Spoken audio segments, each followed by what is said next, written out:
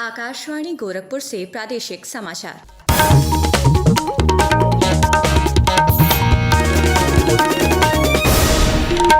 नमस्कार, समाचार बुलेटिन के साथ मैं वैष्णवी त्रिपाठी।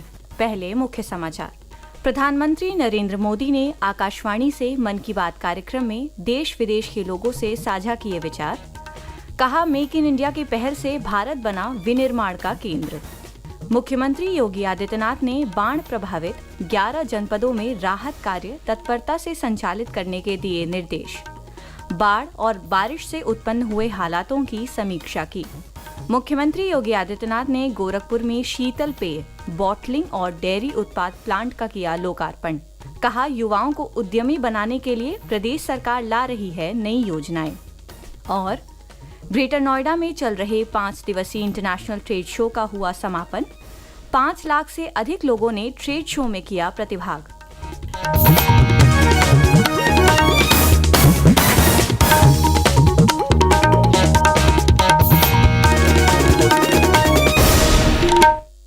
और अब समाचार विस्तार से।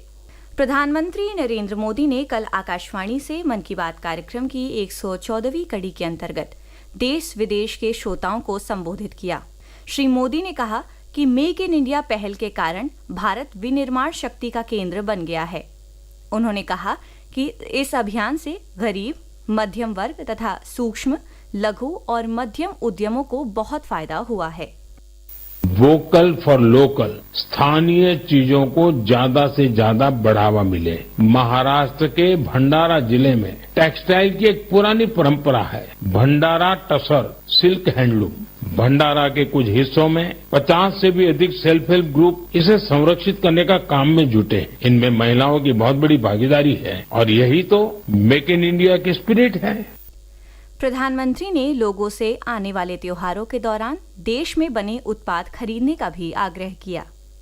इस साल 2 अक्टूबर को 10 वर्ष पूरा कर रहे स्वच्छ भारत मिशन की सफलता का उल्लेख करते हुए प्रधानमंत्री ने कहा कि यह इस मिशन की ही सफलता है कि कचरे से कंचन का मंत्र लोगों में लोकप्रिय हो रहा है।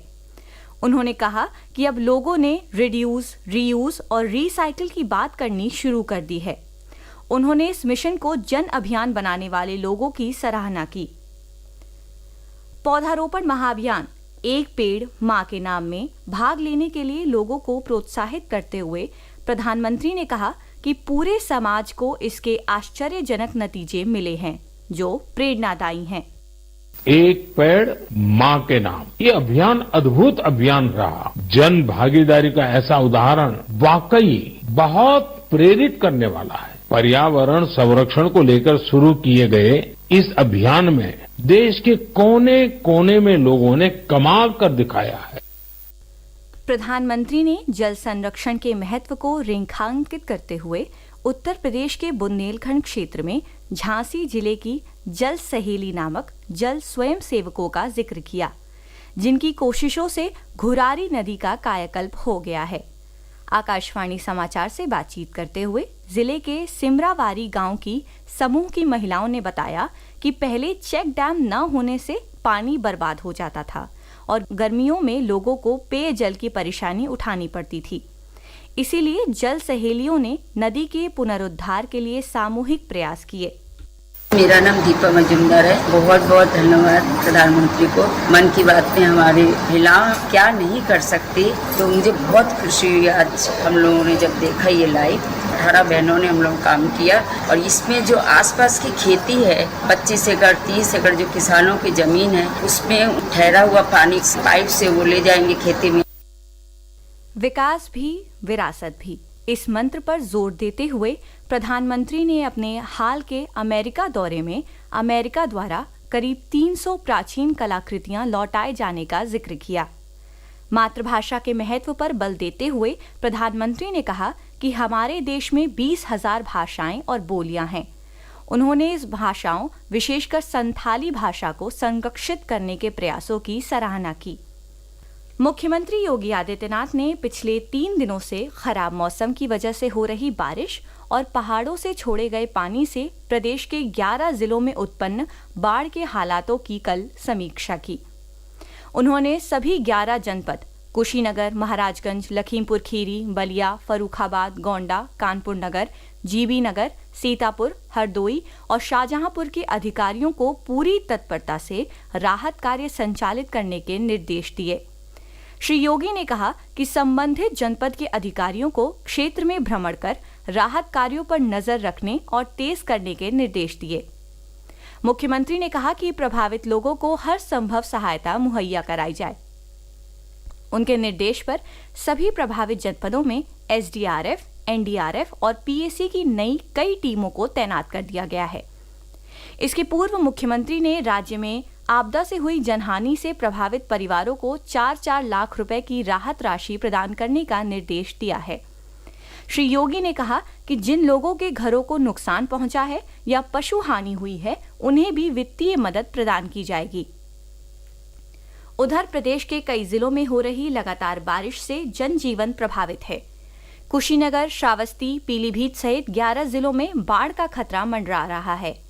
बारिश से जहां फसलों को भारी नुकसान पहुंचा है, वहीं बारिश जनित हादसों में 12 और लोगों की जान चले जाने से मरने वालों की संख्या में बढ़ोतरी हो गई है। स्वास्थ्य मंत्रालय ने आयुष्मान भारत स्वास्थ्य बीमा योजना के अंतर्गत 70 वर्ष और उससे अधिक आयु के बुजुर्गों का नामांकन शुरू करने के लिए सभी राज्यों और केंद्र शासित प्रदेशों को कहा है। राज्य व केंद्र शासित प्रदेशों को भेजे गए पत्र में स्वास्थ्य मंत्रालय की अतिरिक्त सचिव एल.एस. चांगसन ने कहा कि योजना के तहत लाभ लेने के इच्छुक बुजुर्गों के नामांकन के लिए आयुष्मान ऐप और वेब पोर्टल में अलग मॉड्यूल बनाया गया है। इच्छुक बुजुर्गों को इस पोर्टल या ऐप पर आवेदन करना होगा। 70 वर्ष या उससे अधिक उम्र के सभी पात्र बुजुर्गों को आयुष्मान कार्ड जारी किया जाएगा। इससे 5 लाख रुपए तक इलाज मुफ्त हो सकेगा। प्रादेशिक समाचार आप आकाशवाणी गोरखपुर से सुन रहे हैं। ये समाचार बुलेटिन हमारी YouTube channel AIR news Gorakhpur और एक्स हैंडल AIR News_GKP पर भी उपलब्ध है। मुख्यमंत्री योगी आदित्यनाथ ने कल गोरखपुर में 1170 करोड़ की लागत से निर्मित पेप्सिको के बॉटलिंग और डेयरी उत्पाद प्लांट का लोकार्पण किया। इस प्लांट में कार्बोनेटेड सॉफ्ट ड्रिंक और डेयरी उत्पाद तैयार किए जाएंगे। इस दौरान श्री योगी ने युवाओं को उद्यमिता की ओर बढ़ने के लिए प्रोत्साहित किया। उन्होंने कहा कि युवाओं को स्वरोजगार देकर उन्हें आत्मनिर्भर बनाने के लिए जल्द ही सरकार मुख्यमंत्री युवा उद्यमी विकास योजना लाने जा रही है। सरकार मुख्यमंत्री युवा उद्यमी के रूप में एक नई स्कीम लाने जा रही है। वो नई स्कीम है जो आज के परिप्रेक्ष्य में अगर कोई युवा अपना उद्यम स्थापित करना चाहता तो 5 लाख रुपए तक का लोन हम उसे इंटरेस्ट फ्री देंगे, यानी बिना ब्याज के वह लोन ले सकता है। पहले चरण में 5 लाख तक, दूसरे चरण में 10 लाख तक के लोन को हम उसको ब्याज मुक्त लोन उपलब्ध करवाने में मदद करेंगे। इससे पहले श्री योगी ने गुरुकुल सोसाइटी की ओर से संचालित गुरुकुल विद्यालय में सभागार और नवनिर्मित कक्षाओं तथा स्मार्ट क्लास का भी लोकार्पण किया। साथ ही गीता वाटिका में आयोजित भाईजी हनुमान प्रसाद पोद्दार जी की जयंती महोत्सव कार्यक्रम में भी शामिल हुए। इस अवसर पर स्थानीय सांसद रवि किशन शुक्ल, महापौर मंगलेश श्रीवास्तव और गोरखपुर गुरुकुल सोसाइटी के अध्यक्ष प्रमोद कुमार सहित अनेक गणमान्य नागरिक मौजूद रहे। ग्रेटर नोएडा के इंडिया एक्सपो मार्ट में चल रहे 5 दिवसीय Uttar Pradesh international trade show का कल समापन हो गया है।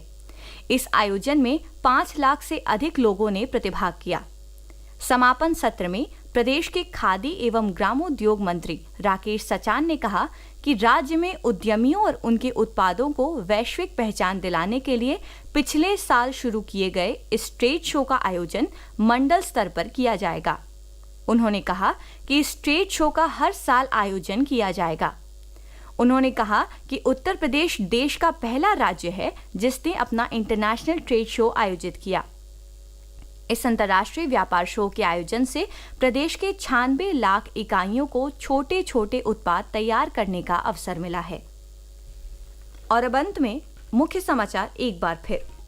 प्रधानमंत्री नरेंद्र मोदी ने आकाशवाणी से मन की बात कार्यक्रम में देश विदेश के लोगों से साझा किए विचार। कहा, मेक इन इंडिया की पहल से भारत बना विनिर्माण का केंद्र। मुख्यमंत्री योगी आदित्यनाथ ने बाढ़ प्रभावित 11 जनपदों में राहत कार्य तत्परता से संचालित करने के दिए निर्देश। बाढ़ और बारिश से उत्पन्न हुए हालातों की समीक्षा की। मुख्यमंत्री योगी आदित्यनाथ ने गोरखपुर में शीतल पेय, बॉटलिंग और डेयरी उत्पाद प्लांट का किया लोकार्पण। कहा, युवाओं को उद्यमी बनाने के लिए प्रदेश सरकार ला रही है नई योजना। और ग्रेटर नोएडा में चल रहे 5 दिवसीय इंटरनेशनल ट्रेड शो का हुआ समापन। 5 लाख से अधिक लोगों ने ट्रेड शो में किया प्रतिभाग। और इसी के साथ प्रादेशिक समाचारों का ये बुलेटिन समाप्त हुआ। नमस्कार।